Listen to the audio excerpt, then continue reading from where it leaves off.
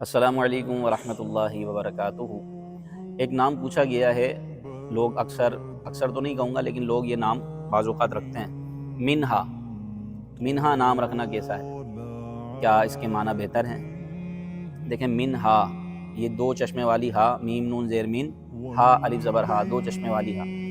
تو منہا دو چشمے والی ہا کے ساتھ اس کا لغت میں کوئی معنی نہیں ہے، لغت میں اس کا کوئی معنی نہیں بنتا، کوئی اچھا مطلب نہیں بنتا، یعنی محمل لفظ ہے منہا۔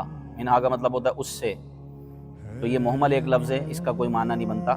البتہ ہا کے ساتھ، منہا، ہا کے ساتھ گولتا اس کے ساتھ لگے گی تو یہ ہوگا منہا۔ منہا کا مطلب بہتر ہے، منہا کا مطلب لغت میں موجود ہے، اور منہا کا مطلب ہوتا ہے تحفہ، گفٹ، نذرانہ، عقیدت سے پیش کیا جانے والا ایک تحفہ، منہا۔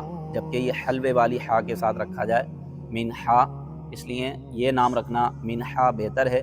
منہا دو چشمے والی ہا کے ساتھ اس کا لغت میں کوئی سر پاؤں نہیں ہے، کوئی اس کا معنی نہیں ہے، لہذا یہ نام رکھنا بہتر نہیں ہے۔